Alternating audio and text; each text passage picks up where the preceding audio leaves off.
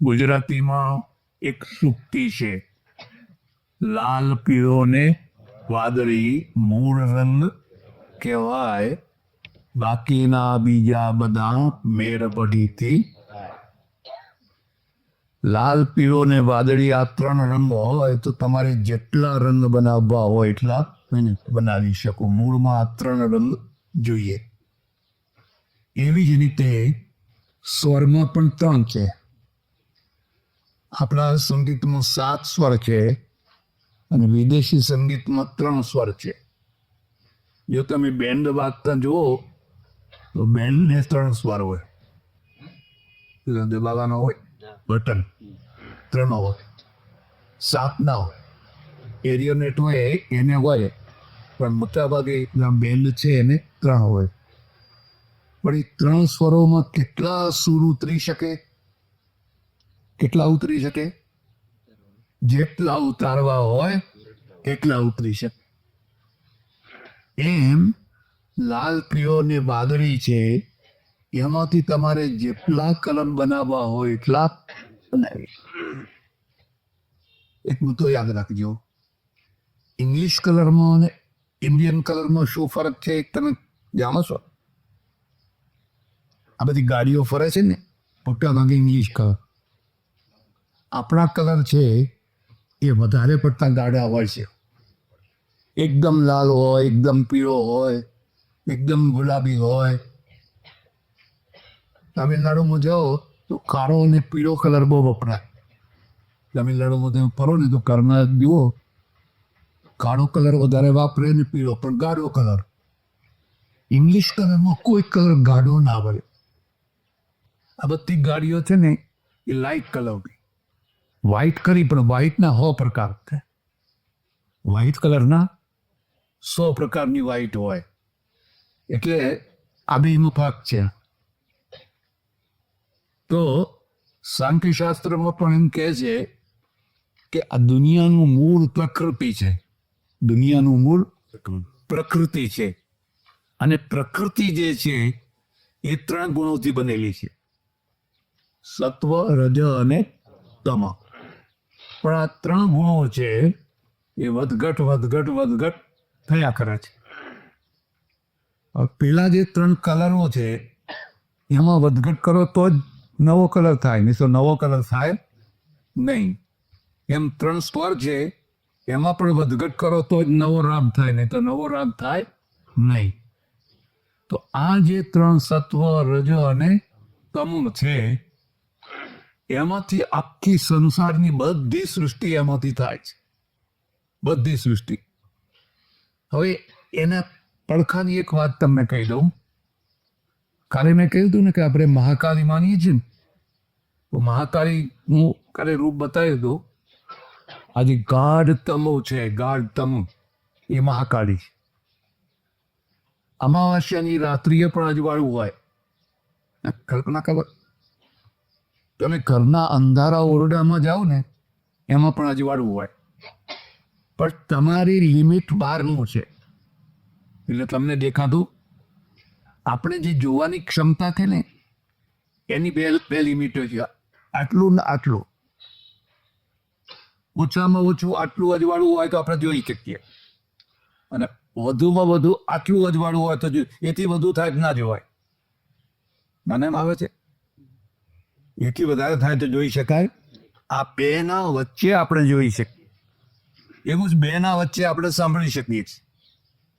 આટલા ડિસિબલ હોય તો તમે સાંભળી શકો, પણ એથી બધે આટલા હોય તો સાંભળી, એથી વધુ હોય તો સંભળાય.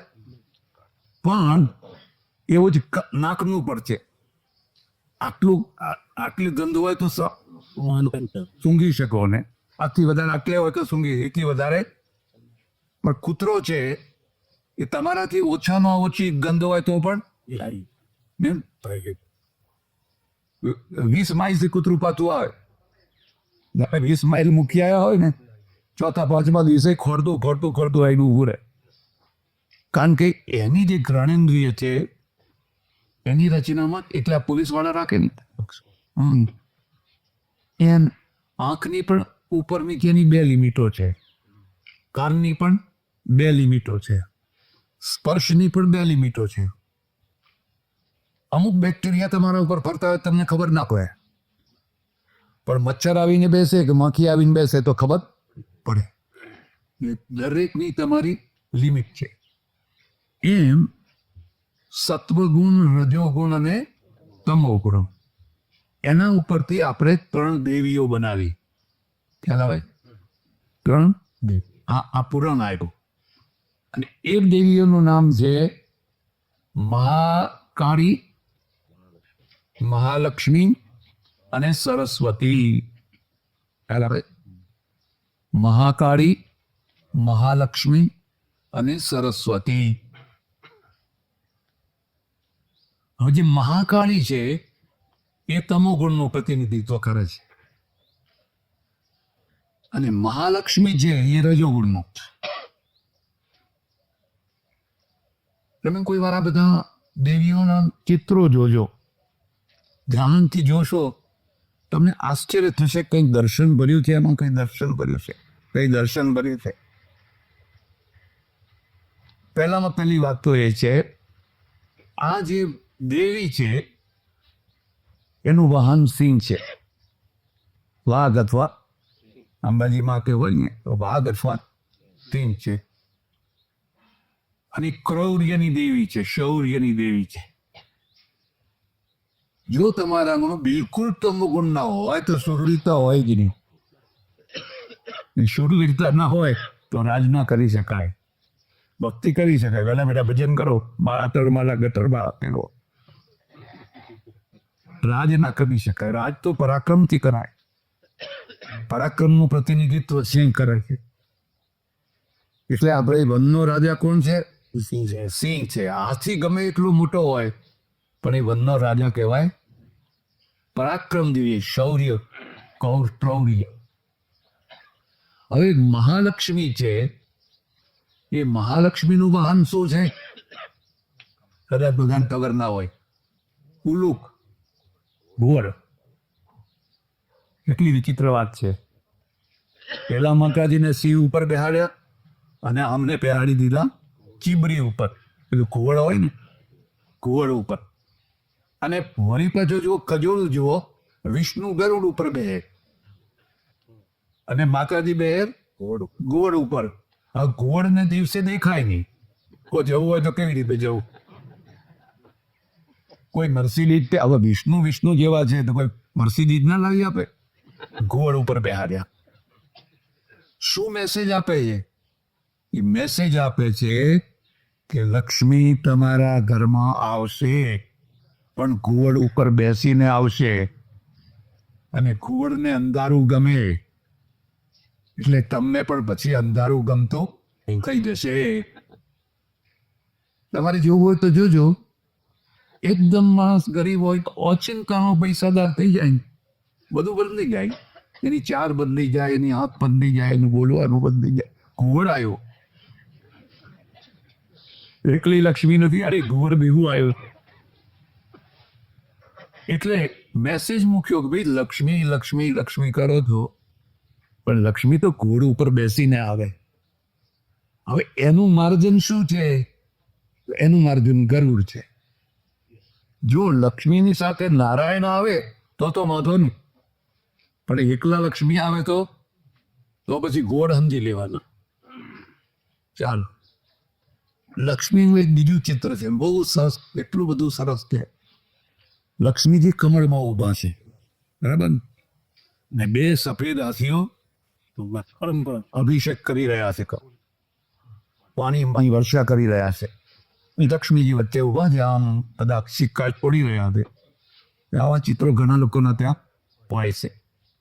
એ શું મેસેજ આપે છે કે આ કમળ જે છે એ ઐશ્વર્યનું પ્રતીક છે. શાનું પ્રતીક છે? ઐશ્વર્યનું. અને 2 હાથીઓ કયા છે? એક હાથીનું નામ છે યશ અને બીજાનું નામ છે કીર્તિ. ચાલો, તમારા ઘરનો લક્ષ્મી આવે અને જો એનો બરાબર સદુપયોગ કરો તો યશ અને કીર્તિનો અભિષેક થાય. જય હો, જય હો, જય હો. બિરલાએ ધર્મશાળા બંધાવી છે, જ્યાં જુઓ ત્યાં બિરલા મંદિર, બિરલા મંદિર, બિરલા મંદિર. તમને ખબર નહીં હોય, બિરલાની 3 ભાઈઓ હતા. એમાં ઘનશ્યામદાસ જે બિરલા હતા એ રાજકારણમાં કોંગ્રેસમાં ભરેલા, ગાંધીજી એમના બિરલા હાઉસમાં જ ઉતરતા. પણ એક જુગલ કિશોર બિરલા હતા. એ જુગલ કિશોર બિરલાએ કહ્યું કે બિરલા કંપનીમાં જેટલો નફો થાય એ નફામાં મારો જેટલો ભાગ આવે એ બધો ભાગ મારે મંદિરોમાં બાંધવો. બધો ભાગ મારે મંદિરોમાં નાખવો એ બધો ભાગ. આ જુગલ કિશોર બિરલાએ મંદિરો બાંધી લાવ, બીજા 2 ભાઈઓએ નહીં. હવે એમ કરવાના પાછળ પણ એક કિંવદંતી છે. કિંવદંતી એટલે કેવું, સાચી હોય ના હોય. એવું કહેવાય છે કે આ મારવાડી શેઠ કલકત્તામાં મુનિમની નોકરી કરે, 3જી 4થી પેઢીએ, અને 2.5 માઇલ ચાલીને જાય અને 2.5 માઇલ ચાલીને આવે. કાં પૈસો ક્યાં હતો પહેલાં તો. એ જે એના 3જી 4થી પેઢીના દાદા હતા, એ દાદાને કોઈ સાધુએ આશીર્વાદ આપ્યા. અને આશીર્વાદમાં એક શબ્દ મૂકી કે તારા ત્યાં લક્ષ્મીનો ઢગલો થઈ જશે, પણ કદી કડિયાનું લેલું બંધ નહીં કરવા છે. કડિયાનું લેલું ચાલુ ચાલુ ચાલુ ને ચાલુ જ રાખવાનું. એટલે આ એક કિંવદંતી છે ને. એટલે આજે પણ બિરલાના ત્યાં લેલું ચાલુ ને ચાલુ ચાલુ ને ચાલુ જ હોય. એમાં જુગલ કિશોરની જેટલી આવક નફો એ બધો એને મંદિરોમાં બાંધ્યો. કાશીમાં, મથુરામાં, જ્યાં જ્યાં જાવ ત્યાં. એવા જે બીજા મારવાડી શેઠ છે, મનીરામ બાંગર, નામ સાંભળ્યું? મનીરામ બાંગર. એને ધર્મશાળાઓ બંધાવી, મંદિરો નહીં, ધર્મશાળાઓ બંધાવી. જ્યાં લોકોને ઉતરવાની સગવડ ના હોય ત્યાં ધર્મશાળા, અને ફ્રી મુનિન બધું રહેવું વરવું બધું. પછી લોકો પેલા નોકરિયા તો કંઈક લે, વાત જુદી છે, પણ પોતાના તરફથી. મારી પેઢીઓમાં જે કંઈ આવક થાય એનો અમુક ટકા મારે આ ધર્મશાળાઓ પાછળ, આખા દેશના મારા હિન્દુ ભાઈઓ આવે અને મારી ધર્મશાળામાં 1 રાત 2 રાત ઉતરે, હું ધન્ય થઈ ગયો. આ મનીરામ બાંગર. તો લક્ષ્મી શું કરે છે? અભિષેક કરે છે. એ ક્યારે અભિષેક કરે છે? યશ અને કીર્તિના માર્ગે વાપરવામાં આવે તો. બહુ પૈસાદાર હોય પણ લોભીઓ હોય તો અભિષેક થાય. તો શું થાય? તો જૂતા પડે. લોકો ગરીબને જોડે ના મારે, પૈસાદારને મારે. પૈસાદારની રીતે કે કરમ તૂટ્યો છે, આટલો પૈસો છે પણ કંઈ વાપરતો, એવું કે લોકો. એટલે આ મહાલક્ષ્મી છે. અને 3જી છે સરસ્વતી. તો પાર્વતીના પતિ મહાદેવજી છે, લક્ષ્મીજીના પતિ વિષ્ણુ છે. હવે 3જી જે છે એ સરસ્વતી છે. સરસ્વતીના પતિ કોણ છે? કોઈ નહીં, કોઈ. સરસ્વતીને પતિ હોય તોય તું બારી કુંવારી, એવું ગીત છે, એવું તોય તું બારે કુંવારી. સરસ્વતીને પતિ ના હોય, અને પતિ હોય તો સરસ્વતી ઝાંખી પડી જાય. ખ્યાલ આવે? એટલે પાર્વતી હૃષ્ટપુષ્ટ છે, લક્ષ્મીજી હૃષ્ટપુષ્ટ છે, અને સરસ્વતી ડૂબળી છે. એક વળિયું શરીર છે અને ધોળી સાડી પહેરી છે. શુક્લામ બ્રહ્મ વિચાર સાર પરમા આદ્યામ જગત વ્યાપિની વીણા પુસ્તકધારિણી અભયદા જાડ્યંધકારાપહ તસ્તે સ્ફાટિક માલિકામ વિદધતિમ પદ્માતને વંદે તામ પરમેશ્વરીમ ભગવતીમ બુદ્ધિ પ્રદામ શાર્પ. તો સરસ્વતી એકદમ સફેદ, કોઈ બનારસી સાડી કેવું નહીં, બિલકુલ સફેદ શુક્લ સાડી પહેરીને બેઠા. અને એમનું વાહન શું છે? મોર અને હંસ. મોર અને હંસ છે, આ એમનું વાહન છે. ત્રણેયમાંથી એટલી બધી પ્રેરણાથી, એટલી બધી પ્રેરણા. એવું કહેવાય છે કે લક્ષ્મીજી પનાકી વાળીને બેઠા છે અને એમના ખોળામાં બેસવા માટે લાંબી લાઈન લાગી છે. લાગે કે ના? લક્ષ્મીના ખોળામાં બેસવા કોણ તૈયાર? અને આ બાજુ દુબળી પાતળી સરસ્વતી બેઠી છે, ત્યાં રેંજી પેંજી 2-4 જ ઉભા છોકરા. કોઈ લાંબી લાઈન લાગી? હવે આ લાંબી લાઈન છે, અને જેના ત્યાં ગ્રાહકવટી વધારે હોય ને એને કરકડી પડી ના હોય, આવે તોય ભલે ના. એટલે લક્ષ્મીજી બહુ ધ્યાન નથી આપતા, અને આ છોકરા ઉતાવળ થાય, આજે મા મને બેહાડો, મને બેહાડો, મને બેહાડો. એકાદ છોકરો ઉપાડીને ખોળામાં બેહાડે કે એનું નામ પિલ્લા પડે, બીજું બેહાડે તો એનું નામ ટાટા પડે, ત્રીજું બેહાડે તો એનું નામ અંબાણી પડે, રોકફેલર પડે, ફોર્ડ પડે, ખોરાનું બધા દુનિયાના જેટલા પૈસા દે આપણે. પણ લક્ષ્મીજીની એક બીજી ખાસિયત છે, એનું નામ છે ચંચલા. લક્ષ્મીજીનું નામ છે ચંચલા. ક્યારે કોને લાત મારી લે કઈ કહેવાય? મારે લાત ને કબડાઈ દે, મારે દૂરમાં જ પડે, ખાને બેહાડે. અમારે આમ ગાડીઓ હતી ને અમારે, પણ હતું ત્યારે હતું, હવે શું છે? અને હતું ત્યારે શું તે કઈ વાપર્યું નહીં. એટલે જ્યારે કોઈને લાત મારે ને ખોળો ખાલી થાય ને, પાછા પેલા છોકરા માં મને બેહાડો, મને બેહાડો, મને બેહાડો. હવે પણ 2-4 માડ ઉભા છે.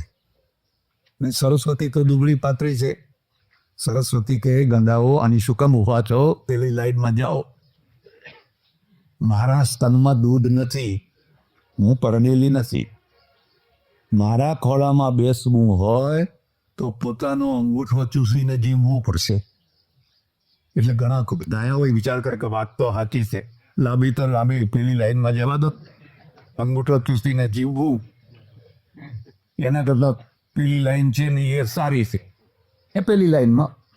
પણ અમુક એવા હઠીલા હોય કે ના, અંગૂઠો ચૂસશું પણ બેસશું તો તારા ખોળામાં જ બેસશું. અને એ બેસે એનું નામ વ્યાસ પડે, કાલિદાસ પડે, શેક્સપિયર પડે, કપિલ કણાદ પડે. કારણ કે સરસ્વતીના પુત્રો છે અને અંગૂઠો ચૂસીને મોટા થયા છે. પેલા વૈભવમાં મોટા. લક્ષ્મીજીને તો દૂધ જ દૂધ કે ઘરમાં કેટલા બધા ફ્રીજ છે. અને વિષ્ણુ ભગવાન તો જ્યારે જોવા ત્યારે દરુડે ચલીને આમ તેમ દોડ્યા કરે છે. લક્ષ્મીજી નવરા હોય એટલે મટક મટક થતા જાય, ફ્રીજનો ઉપયોગ શરદી ઉપર હવે આ સરસ્વતીના ઘરમાં તો ફ્રીજે ન. પોતાનો અંગૂઠો ચૂસીને જે બેસે પછી મહાન થાય. પણ પરિણામ શું આવે? પરિણામ એ આવે કે આ બિરલા મરી જાય, ટાટા મરી જાય, અંબાણી મરી જાય, કોઈ યાદે ના કરે, પણ કાલિદાસ ના મરે, તદી ના, વ્યાસ ના આવે, શેક્સપિયર ના મરે. એ જેમ જેમ સમય વીતતો જાય એમ એમ એનું પેજ વધતું, કારણ કે અંગૂઠો ચૂસીને મોટો થયો છે. અંગૂઠો ચૂસવાનો સમજાતું? બાલ્યકાળમાં, પહેલા કાળમાં, ભણવાના કાળમાં જેને ઘણી વેદનાઓ સહન કરી હોય અંગૂઠો હતો. પેલાને તો બદામ, પિસ્તા, ચારોળી, દૂધ, એટલે ખાય એટલું આપે. છોકરાઓને મારીને ખવડાવ, પીજા આટલું દૂધ પીજા, આટલું દૂધ પીજા. એટલે પછી અમારે એક ઓળખીતો રસોઈ હતો, મને વાત કરી કે આ મુંબઈના શેઠિયાઓના ત્યાં રહીએ ને, તો છોકરાઓને બધું કરેલું ને બધું બદામ પીતા, એ બધા પીવે જ નહીં ને. ના ના ના ના, પછી શેઠ આગા પાછા થાય ને અમે પી ગયા. છોકરા તો શું પીવાના હતા, પણ પછી. અને આને તો સરખો સુકો રસોઈ ટાઈમસર મળતો. આ એની તપસ્યા છે, આ એની તપસ્યા છે. અને જે તમે પીડા ભોગવી હોય એ પીડા જ પછી કાવ્ય રૂપમાં આગળ આવે. આ પીડા ભોગવી જ ના હોય તેમાં કાવ્યમાં મજા ના આવે, એ કાવ્યમાં મજા ના આવે. ત્યાં સત્વ, રજ અને ઉત્તમ. પણ હજુ એક બી વાત કહું તમને. આ જે પાર્વતી છે એનું નામ છે દુર્ગા. ખ્યાલ આવે છે? શું નામ છે? દુર્ગા. એ દુર્ગાનો 9 રૂપ છે. આપણે શું કહીએ છીએ? નવદુર્ગા. અને નવદુર્ગાનું પર્વ છે નવરાત્રિ. શિવનું પર્વ શિવરાત્રિ અને દુર્ગાનું પર્વ નવરાત્રિ. 9 દિવસ સુધી તમે શક્તિની આરાધના કરો તો 9 દિવસે દુર્ગામાં પ્રસન્ન થાય. હવે આ નવદુર્ગા કેવી રીતે એ જરા સમજી લો. સત્વ, રજ અને તમ પણ થયા ને. હવે એમાં વસગત કરો એટલે તન કરી એકવાર તત્વની પ્રધાનતા, એકવાર રજની પ્રધાનતા, એકવાર તમની પ્રધાનતા, એકવાર પેલાને મધ્ય રાખો, બીજાને મધ્ય, એમ કરીને તંતરી થઈ જાય નવ. ખ્યાલ? એટલે કવિએ એક ગીત ગાયું છે, નવ નવ રંગની અંબે માની ચૂંદડી. આપણે નવ નવ રંગની અંબે માની ચૂંદડી, એક એક રંગ માનો સવા સવા લાખનો. એક એક રંગ માનો સવા સવા.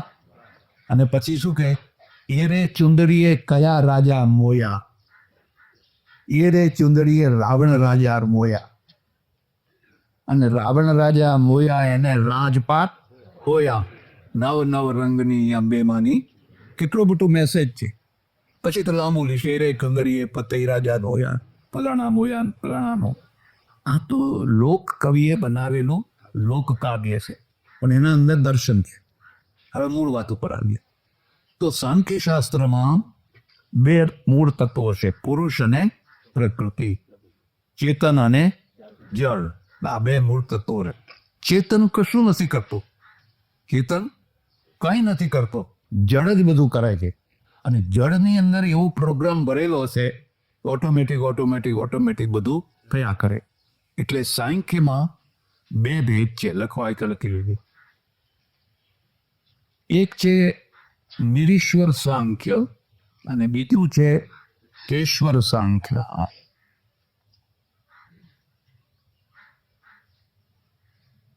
ઈશ્વરને નહીં માનનારું સાંખ્ય અને ઈશ્વરને માનનારું સાંખ્ય. આવા 2 ભેદ છે.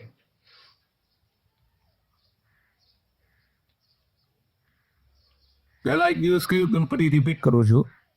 દર્શનોનો વિચારણીય વિષય 3 ક્ષેત્રોમાં છે, જગત, જીવાત્મા અને પરમાત્મા, અસ્થિ અથવા નાસ્તિ. ખ્યાલ આવે? એટલે પહેલો જ પ્રશ્ન થાય કે આ જગત કોણે બનાવ્યું? એટલે કે ના, કોઈએ બનાવ્યું નથી. આની અસર બુદ્ધ અને મહાવીર કોને? બુદ્ધ અને મહાવીર ઉપર સીધી અસર થઈ. 2-3 અસરો કે.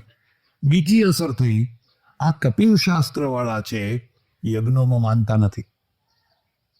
કારણ કે જૈમિની સ્વાહા સ્વાહા સ્વાહા, એટલા બધા યજ્ઞો થતા, રાજસૂય ને અશ્વમેધ ને ફલાણા ને એવા જૈમિની શાસ્ત્રો વાંચો તો વર્ષો સુધી ચાલે એટલા લાંબા યજ્ઞો થતા. આ સાંખ્ય શાસ્ત્ર છે, એ યજ્ઞોમાં માનતા. દુઃખત્રયા વિઘાતા તદ અપઘાત કે હેતો દૃષ્ટે સા પાર્થા ચેન નૈકાંતા અત્યંતતો ભાવા. તો કે સુખ જ જોઈએ છે ને, સુખી જ થવું છે ને, તો આપણે યજ્ઞની આઝાદી કરો. હમો પક્ષી કહે છે આપણે યજ્ઞની આઝાદી કરો. તો યજ્ઞ કરવાથી શું મળે? જૈમિની કહે છે કે યજ્ઞ કરવાથી સ્વર્ગ મળે. સ્વર્ગ કામો ગદિત.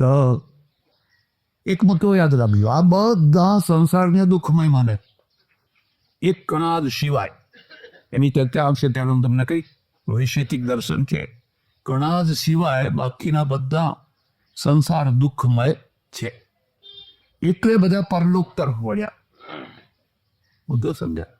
પશ્ચિમ વાળા પહેલા પરલોક તરફ વળેલા, પણ પછી પરલોક છોડીને આ લોક તરફ વળ્યા.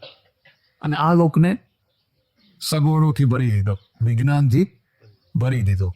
આપણે પરલોક તરફ વળ્યા. અને પરલોક કેવી રીતે સિદ્ધ થાય એના માટેના બધા ઉપાયો કર્યા. એટલે જૈમિની ઋષિએ કહેલું, સ્વર્ગ કામો યજેત યાવત જીવેદ અગ્નિહોત્રમ જુહુયાત. જ્યાં સુધી જીવે ત્યાં સુધી અગ્નિહોત્ર કરતા રે, અગ્નિહોત્ર કરે. આ કે છે નાના એવું બધું કરવા. અને અધૂરામાં પૂર્વ યજ્ઞની પરંપરામાં વિકૃતિ આવી, હિંસા આવી, પશુ બલી આવી, એટલી બધી પશુઓ, એટલા બધા તમે તમારા રૂવાડા ઊભા થઈ જાય. સારું છે લોકો વાંચતા નથી. જો તમે આજે પણ નવચંડી જુઓ ને, કોઈના ત્યાં નવચંડી થતી હોય ને, તો નવચંડી તમે જુઓ ને તો એક કોળું લાવે છે. હવે કોળું લાવે છે ને પછી એક ક્ષત્રિયને બોલાવે ને પેલો ક્ષત્રિય તલવાર લઈને અને અસ્ત્ર એ ફટ કરીને કોળાને વધે. આ કોળું પેલા પશુનું પ્રતીક છે, કારણ કે પછી પશુ નીકળી ગયું, પણ પશુના પ્રતીક તરીકે તો કોળું નપવામાં આજે પણ આવે છે. અને પૂર્વ ભારતમાં તો આજે પણ પશુ બલિ બહુ મોટા પ્રમાણમાં થાય છે. એ બધાના કારણે આ યજ્ઞો પ્રત્યે એક એલર્જી, એક ઘૃણા ઊભી થઈ. ઘૃણા ઊભી થવાના કારણે કપિલ કહે છે કે આ યજ્ઞ ભગ્ન નહીં કરવાના. માનો કે તમે સ્વર્ગમાં ગયા તો સ્વર્ગમાં શું મળે? સુખ મળે. અચ્છા, વિચાર કરો કે સ્વર્ગમાં દુઃખ હોય કે ના હોય? તો પછી સ્વર્ગમાં આમાં શું ફરક રહ્યો?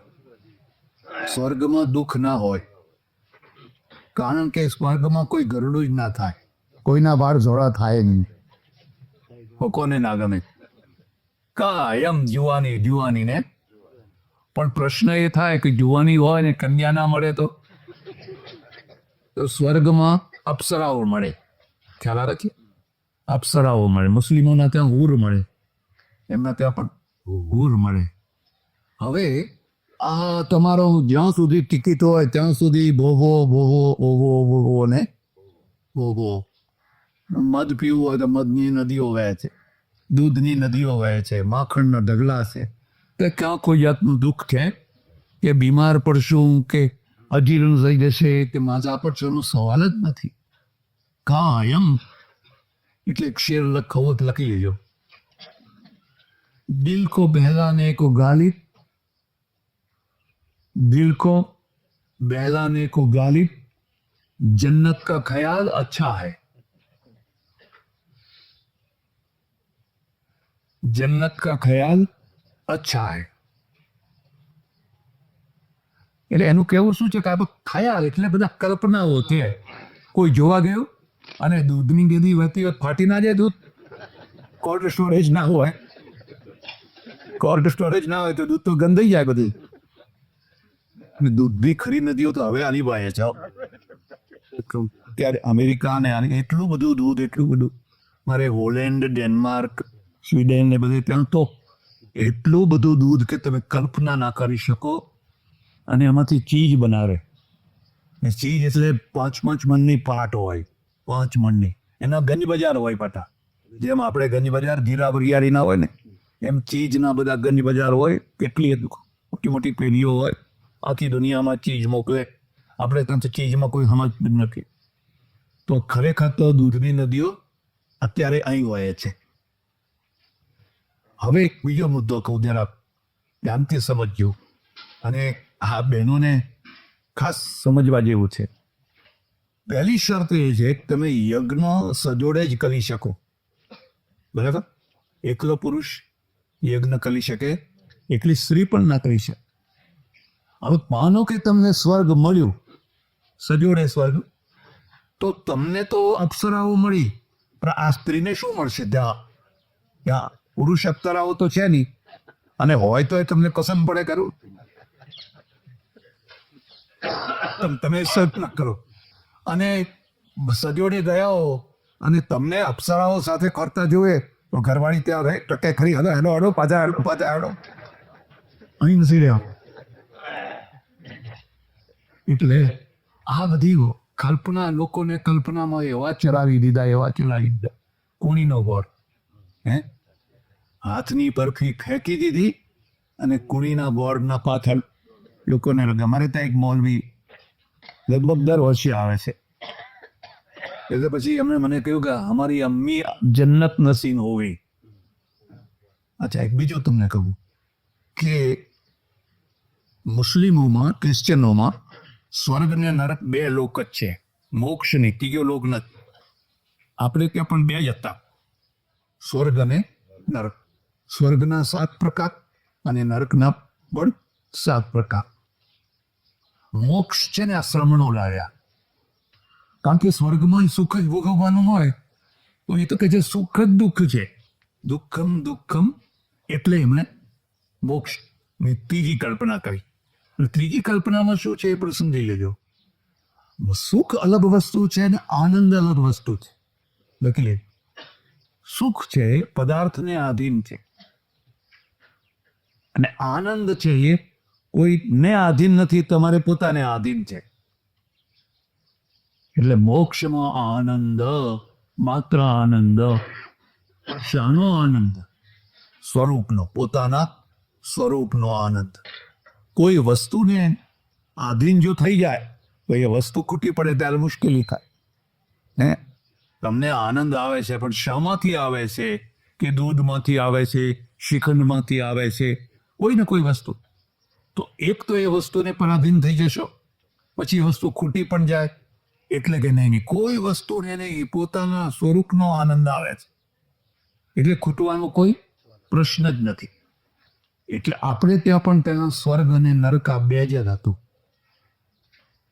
હવે સ્વર્ગમાં સુખ અને સુખ એટલે આ સુખ ખ્યાલ આવે છે, આ સુખ. અને નરકમાં દુઃખ. દુઃખના બધા ઘણા કારણો બતાવ્યા છે. તો मैं हमने કહ્યું ભાઈ કે हमारी अम्मी है ना वो जन्नत नसीब हुई है.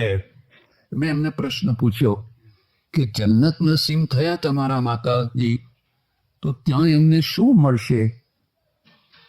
એટલે કે સુખ મિલેગા. તો સુખ મિલેગા તો ત્યાં હુર્રા તો છે નહીં, હુર્રો છે. ખ્યાલ આવે? એ સમજાય છે? યસ, હુર્રા તો છે નહીં. પછી अटकी गया, पकड़ी गया. मैंने कि असल में हमारे यहाँ औरतों को जन्नत होता ही नहीं, मर्दों को ही होता है. આ ખાસ વાત છે. આમ ક્રિશ્ચનોમાં પણ ઘણા વર્ષો સુધી એ લોકો એવું માનતા હતા કે સ્ત્રીઓમાં તો આત્મા જ નથી, એટલે મર્યા પછી કયા લોકમાં જશે એનો કોઈ પ્રશ્ન જ નથી. આત્મા તો ખાલી પુરુષોમાં જ છે, પશુ પક્ષીઓમાં તો છે જ નહીં. ગાય, ભેંસ, બળદ વગેરે વગેરેમાં તો આત્મા છે જ નહીં, પણ સ્ત્રીઓમાં પણ નથી. ને એટલે હમણાં સુધી ઘણા દેશોમાં સ્ત્રીઓને મત આપવાનો અધિકાર નતો. હજુ પણ કેટલાક દેશો એવા છે કે ત્યાં એમને મત આપવાનો અધિકાર નથી. એટલે એમણે તો બહુ સમાજ ટૂંકમાં વાળી દીધું. અને આ સ્ત્રીઓ બિચારી એટલી ભલીને કદી કઈ ધર્મમાં શંકા કુશંકા કરે જ નહીં. જે તમે પકડાવો એ પકડીએ એમને એમ બરાબર. એટલે આ જે સ્વર્ગ માટેના પ્રયત્નો, એ પ્રયત્નોમાં હિંસા આવી ગઈ. હિંસા આખી દુનિયામાં હતી. આખી દુનિયામાં બલિદાનની પ્રથા આખી દુનિયામાં હતી. મારે ગ્વાટેમાલા જવાનું થયેલું દક્ષિણ અમેરિકામાં, અને ત્યાં એક તિકાલ જગ્યા છે. તિકાલ જગ્યા છે એ જોવા ગયા. તો તિકાલ છે હજારો વર્ષ પહેલા જે રાજા મહારાજાઓ ત્યાંના થયેલા ઇન્કા વંશના, એ લોકોની રાજધાની હતી. અને બધું જંગલ થઈ ગયેલું. પણ કોઈ અંગ્રેજની નજર પડીને એમાંથી બધું આપણા જેમ અજંતા ઇલોરા એવું જ ત્યાં થયેલું. બધું કાઢી તો હા એ તો આ મંદિરો એવું બધું નીકળ્યું. તો ત્યાં એ સમયમાં પુરુષ બલિદાન આપવાના પ્રથા હતી. એનો પખરો હતો, કંઈક પુરુષનું બલિદાન અપાતું, એને લાવીને પછી વધેરવામાં આવતો. તો આખી દુનિયામાં બધે ધાર્મિક હિંસા થતી હતી, ધાર્મિક હિંસા. અને આજે પણ થાય છે. આપણા ગુજરાતમાં જ આ ઓછામાં ઓછું છે. અને એનો યશ જૈનોને આપવો જોઈએ, વૈષ્ણવોને, જૈનોને એનો યશ આપવો જોઈએ. બાકી તમે બિહારમાં જાઓ, બિહારમાં આજે પણ, બંગાળમાં, આસામમાં, બધે આજે થતું, બધે જ થતું, ઘરે થતું હોય. તો હવે આ થયું સ્વર્ગને એવલો. કપિલવાળા, સાંખ્યવાળા શું કહે છે કે જો તમારે પરલોક સુધારવો હોય તો યજ્ઞો કરવાની જરૂર નથી. કેમ કે યજ્ઞનું ફળ પણ કોઈ ટાઈમે પૂરું થશે. પાછા ક્ષીણે પુણ્યે મર્ત્ય લોકમ વિશંતિ.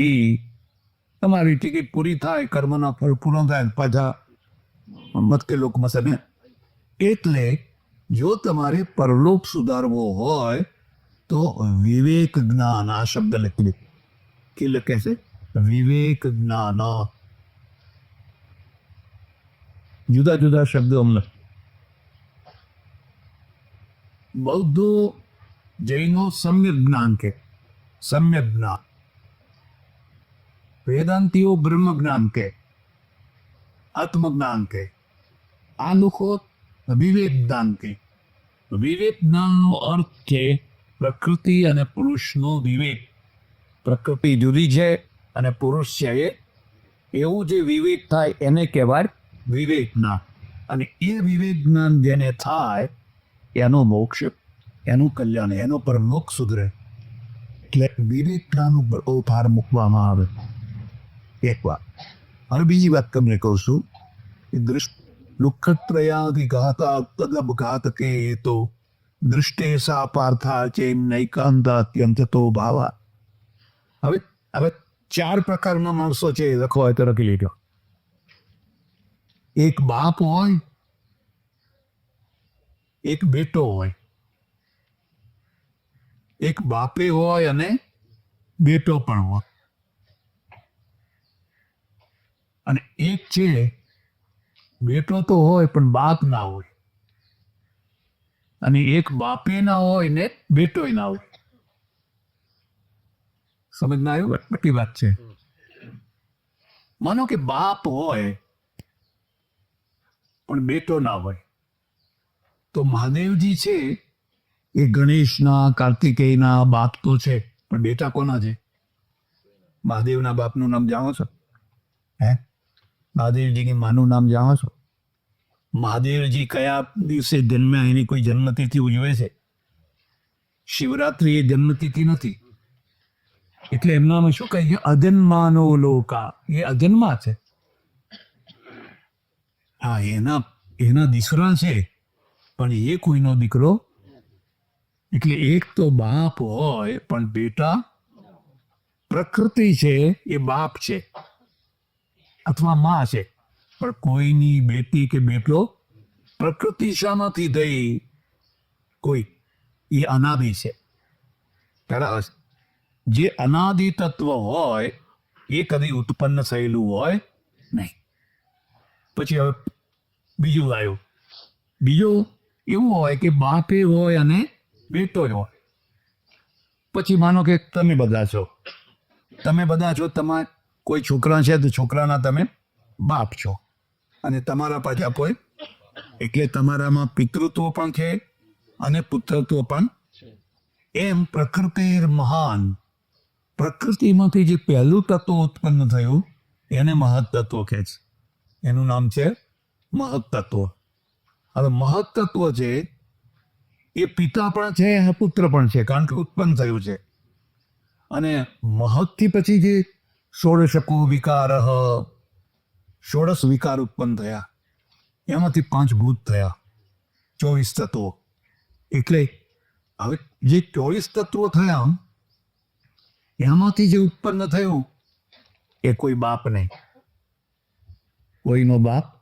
માનો કે આ ફૂલ છે કે ગમે તે બાજરી છે, જવું છે, એ નવી વસ્તુ બનાવે તો બાપ કે. બાજરીમાંથી બાજરી દે, ઘઉંમાંથી, એટલે બાપ ના કહેવાય. તમે કોઈ નવું તત્વ પેદા કરો ત્યારે એમાં પિતૃત્વ આવે. એટલે અને પુરુષ છે ન પ્રકૃતિ ન વિકૃતિ પુરુષ. પુરુષ કોઈનો બાપ પણ નથી ને કોઈનો બેટો પણ નથી. પુરુષ શામાંથી ઉત્પન્ન થયો? અનાદિ છે. પુરુષ કોઈમાંથી ઉત્પન્ન થયો? તો પુરુષમાંથી શું ઉત્પન્ન થયું? પુરુષમાંથી પણ કઈ ઉત્પન્ન થયું? ન પ્રકૃતિ ન વિકૃતિ પુરુષ. એટલે કોઈનો બાપ પણ નથી અને કોઈનો બેટો પણ નથી. ચાર ભાવમાં તત્વોને સમજે. ન પ્રકૃતિ ન વિકૃતિ પુરુષ. હવે મૂળ વાત ઉપર ફરી આવીએ પાછા. તો પ્રકૃતિ છે એમાંથી જે સૌથી પહેલું તત્વ સૃષ્ટિ રચના વખતે થયું એનું નામ છે મહત્તત્વ. લખી લે, એનું નામ છે મહત. અને મહતનું પૌરાણિક રૂપ બતાવું. મહતનું પૌરાણિક રૂપ બતાવું. મહત એટલે ગણેશ.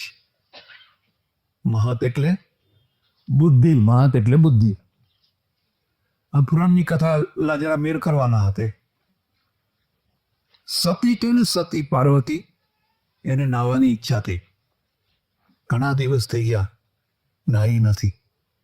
થોડુંક નહીં લો, પણ નાવા બેસું કોઈ આવી જાય તો, એટલે શરીરમાંથી મેલ ઉતાર્યો. એનો એક પૂતળો બનાવ્યો, ફૂંક મારી એને. એ છોકરો એને કીધું બહાર બેસજે, જો કોઈ આવે તો અંદર કોઈને આવવા દઈશ નહીં. પછી પાર્વતી નાવા બેઠ. હવે બરાબર એ જ સમયે કૈલાસમાંથી મહાદેવજી આવી ગયા. એટલે પેલા છોકરા હે રોક્યા, નહીં મારી માં નાવા બેઠી, અંદર નહીં જવાનું. અરે મારા ઘરમાં તું રોકનારો પણ. અને બેમાં થયો ઝઘડો, ને મહાદેવજીને ક્રોધ ચડ્યો ને તો માથું કાપી નાખ્યું. માથું કાપીને અંદર પહોંચ્યા. એટલે પાર્વતી કહ્યું, આ શું કર્યું? કઈ છોકરું ખબર નહીં કોણ હતું, કાપી નાખ્યું મત. અરે એ તો કે તમારો જ છોકરો હશો. હે મારો? અરે બહુ બહુ મોટી ભૂલ થઈ ગઈ. હવે શું કરવું? વળી પાછું ત્રિશુળ ફેંક્યું ને, એક હાથી ચડતો હતો ને, એનું માથું કાપીને લઈ આવ્યા. લાવીને પેલા છોકરાના ઘર ઉપર બેસાડી દીધું. એ થયા ગણેશ. અને મહાદેવે આશીર્વાદ આપ્યો, બેટા હવે પ્રત્યેક શુભ કાર્યમાં પહેલું નામ તારું, ને પછી આપણા ત્યાં ગણેશની ઉત્પત્તિ છે તો તમે બધા જાણો જ છો. પણ તમે જ્યાં થોડીક બુદ્ધિ લગાવીને વિચાર કરો કે આ સતીના શરીર ઉપર એટલો બધો મેલ હતો, એટલો બધો મેલ ક્યાં તું પીઓનામાંથી આટલો નીકળે ગોબોધ કહેવાની, આખું પૂતળું બની જાય, એટલો બધો મેલ હતો. કેવા કહેવાય પછી? કેટલો દાડે નાતા હશે. એક વાત તમને ખબર નહીં, તિબેટમાં ધર્મસ્થાન હોય ને એને ગોમ્પા કહે. આપણે મઠ કહીએ, આશ્રમ કહીએ, મંદિર કહીએ, એ લોકો ગોમ્પા કહે. અને ગોમ્પામાં લામાઓ રહે, બૌદ્ધ ભિક્ષુને લામા કહો. અને ત્યારે તિબેટમાં આ ચાઇના નહોતું પ્રવેશ્યું, ત્યારે તિબેટ એકદમ પછાત. પછાત એટલે બહુ પછાત. એટલે બધા કોઈ માદા થાય તો ગોમ્પામાં દવા લેવા જાય. આપણે ત્યાંમાં પેલા એવું જ હતું. મહાદેવ મંદિર હોય, માતાજીનું કેવું તે હોય, તે મહારાજ એક રહેતા હોય, આખો દિવસ ઉંજણી નાખે. પેલા મોર પીછા હોય ઝાડના, એનું બનાવી રાખેલું હોય ને આ બહેનો છે ને છોકરાઓ લઈને જાય ને આમ ઉજળી નાખે. હવા કે હવા એ થોડા સહારા થવાના જ છે. કોઈ મરી જાય તો કોઈ દાવો થોડો માંગે. એટલે બધા રોગોની દવા લેવા ગોમ્પામાં જાય. અને બૌદ્ધ ભિક્ષુઓ એટલે તિબેટના લામાઓ આખી જિંદગી નાય નહીં હો, બિલકુલ નાવાનો નહીં. એમનો જે ચોંગો હોય ને આવો તો એ ફાટી જાય ત્યારે ફેંકી દેવાનો. બાકી સીવો હોય તો આમાં સાત સીધી સીવી લે. એટલે એના આટલે સુધી વોલબૂટ પહેર્યા હોય. તો આ લામાઓ શું દવા આપે ખબર છે? આમ કાનમાં આમ કરીને થોડો મેલ લે, ગોળી વાળીને પેકા ખવડાય. બધા રોગોની એક જ દવા. આ તો આપણે પ્રયોગ કરવો હોય તો કરી શકો છો. કદાચ એન્ટિસેપ્ટિક હોય, એન્ટીબાયોટિક હોય તો કહેવાય. એટલે હમણાં કહેવા જતી આમ કરે, આમ કરીને આપી દે, મટી જાય. કુદરતે 90% રોગો મટાડવાની વ્યવસ્થા કરી છે. તને કશી દવા ના કરો, આપોઆપ 90% રોગો મટી જતા હોય છે. પણ ઉતાવળા ના થવું છે. માથું દુખ્યું દવા લાવો, અરે મટી જવાનું છે, શું કામ પાછળ પડ્યો છે? ભાઈ 1-2-3 દિવસ આ પશુ પક્ષીઓ કોઈ દવા કરાવે, આપોઆપ મટી જાય. કેટલાક દર્દો એવા છે દવા કરવી જ જોઈએ. તો હવે તમે કલ્પના કરો કે આ બૌદ્ધ લામાઓના શરીર ઉપર આમ ઘસીએ તો પૂતળું થાય એટલું તો મેલ ના નીકળે. આ પાર્વતીને આ સતીને આટલો મેલ નીકળ્યો. કેવી રીતે ગળે ઉતરે? ચાલો નીકળ્યો, પુતળું બનાવ્યું, નાવાય બેઠા. હવે શિવજી તો ત્રિકાળજ્ઞ છે. કૈલાસમાંથી આજ ખબર ના પડે કે મારો છોકરો છે. એમને એટલી ખબર ના પડે. અને પછી ઝઘડો છે તો ધક્કો મારીને અડસેલી દેવાનો હોય કે મારી નાખવાનો હોય. માસું જ કાપી નાખ, ચાલો માસું કાપી નાખ. આ માસું કાપી નાખ્યું ને ભાઈ પાર્વતી એટલે તો તમારો છોકરો હતો એમ કા બહુ ભૂલ થઈ ગઈ. પછી પેલા હાથીને માર્યો તો હાથીએ શું ગુનો કર્યો? આ હાથીને માર્યો ને એનું માથું લાવીને તો પણ એનું એ જ બેહાડી હતું. એને જ્યારે જે છોકરાનું માથું તે પડ્યું છે એ જ માથું પાછું બેસાડ્યું. હવે એ ના બેસાડ્યું અને હાથીનું લઈ આવ્યા તો તમે કોઈ વાર કલ્પના કરી કે 8 વર્ષમાં છોકરોના હાથીના માથા બધા અંદર જતો રહે, ગળામાં આવે ખરું એના એનો ટાંકા, અને એ તો દબાઈ જ મરી જાય. માકાનું જેટલું વજન હોય. જ્યારે આવી કથાઓ કોઈ રીતે વ્યવહારિક વાસ્તવિક ના લાગે ત્યારે એમ સમજવું કે આ રૂપક છે, ખ્યાલ આવે. ત્યારે કાં તો બે આવે, કાં તો કે ગપ્પા છે. હવે સમાજવાળા શું કે પોપની લીલા છે, પોપ લીલા. કશું કહી દો કે આ બધું ગપ્પા છે. કાં પછી એના રૂપકમાં ઉતરો તો એનું રહસ્ય છે. જે આપણે એમ શું માનીએ છીએ કે સતી એટલે પાર્વતી છે એ પ્રકૃતિ છે, અને સૃષ્ટિ રચના જ્યારે કરવાની થાય છે ત્યારે એ સ્નાન કરવા બેસે છે. અને એનું જે પહેલું પ્રકૃતિ વિકૃતિ એનું જે પહેલું તત્વ બને છે એ મહત્તત્વ. મહત્તત્વ એટલે બુદ્ધિ. મહત્તત્વ એટલે બુદ્ધિ. કેમ? કારણ કે કોઈ પણ રચના પહેલા બુદ્ધિ થાય. તમારે આ માઇક બનાવવાનું પહેલા માઇક બુદ્ધિમાં આવે. અરે આ બિલ્ડિંગ પહેલા બુદ્ધિમાં આવે. આ શર્ટ પહેલા બુદ્ધિમાં આવે. આ ઘડિયાળ પહેલા બુદ્ધિમાં આવે. એટલે પહેલું જે તત્વ રચાયું એ તત્વનું નામ છે મહત્તત્વ. મહત્તત્વ, બરાબર. હવે આ માથું કાપવાનું શું અર્થ છે લખી લેજો, તમારું સમાધાન થશે. આ જે બુદ્ધિ છે એના 2 પ્રકાર છે. આ બુદ્ધિના 2 પ્રકાર છે, એક પ્રાકૃતિક બુદ્ધિ અને એક શૈવી બુદ્ધિ. પહેલી જે બુદ્ધિ હતી, પહેલું જે માથું હતું એ પ્રાકૃતિક. પ્રાકૃતિકનો અર્થ શું થાય? નીચે ઢાળ તરફ દોડે એ પ્રાકૃતિક બુદ્ધિ. ખ્યાલ આવે? તમને સારું સારું ખાવાનું ગમે છે, સારા કપડાં ગમે છે, સારું જોવાનું ગમે છે. આ બધું કોઈ શિખામણ આપી હતી? કોઈ તમને ઉપદેશ આપે છે ભાઈ સારું સારું ખાજો હોય એવું કોઈ શિખામણ આપે? પ્રકૃતિ છે, પ્રકૃતિ છે. પશુ પક્ષીમાં પણ આ પ્રકૃતિ છે. તમારા ઘેર ગાય હોય અને એને તમે રચકો ને સારું ખવડાવો ને પછી હલકું ઘાસ નાખો તો નહીં ખાય. ઢોરા રાખતા એને પૂછી લો. આ પ્રાકૃતિક બુદ્ધિ છે, જેને ઇન્દ્રિયોના સુખો કહેવાય, લૌકિક ભૌતિક સુખો કહેવાય. એ સુખો તરફ જે બુદ્ધિ સહજ રીતે વહે એને પ્રાકૃતિક બુદ્ધિ કહેવાય. એ પહેલું માથું. એ થયું પહેલું માથું. પછી શિવ એ માથાને કાપી નાખે અને પછી પોતાનું માથું બેહારે. એને કહેવાય શૈવી બુદ્ધિ. એને કહેવાય શૈવી બુદ્ધિ. શૈવી બુદ્ધિ આવ્યા પછી પહેલી પૂજા તારી. શૈવી બુદ્ધિનો અંત શું થયો? હવે એ ઢાળ તરફ નથી દોડતી, ઉપર દોડે છે. ઉપર દોડે છે. આખી દુનિયા જ્યારે પ્રવાહમાં દોડતી હોય ત્યારે એ ઉપર દોડે છે. લોકો કે સારામાં સારા કપડાં લઈ આવો, મારે આ દોષી અનાવેના નહીં ચાલે. ને પેલો કે મારે તો કઈ ના જોઈએ. લોકો રોટલો હોય તો બરાબર છે. હવે આને જે પેલાની જે બધી ઈચ્છાઓ થાય છે આને ઈચ્છાઓ કેમ નથી થતી? કારણ કે શૈલી બુદ્ધિ. માથું બદલાઈ ગઈ. માથું પ્રાકૃતિક માથું હતું એ માથાની જગ્યાએ શિવનું માથું આવ્યું, એટલે એનું નામ ગણેશ પડ્યું. એટલે એનું નામ મહત્વ અહંકાર. મહત્તત્વથી અહંકારની ઉત્પત્તિ, અને અહંકારથી 16 ગણા, 5 જ્ઞાનેન્દ્રિય, 5 કર્મેન્દ્રિય, તન્માત્રા થઈને 16. એમ કરી અને 25-24 તત્વો થયા. મુદ્દો સમજે? આ સાંખ્યશાસ્ત્રની ઉત્પત્તિ ક્રિયાઓ છે. એટલે એનું એમ કહેવું છે કે આ 25 તત્વો, પુરુષ 25મો પુરુષ, એટલે આ 25 તત્વો છે એ અમારા મૂળ તત્વો છે.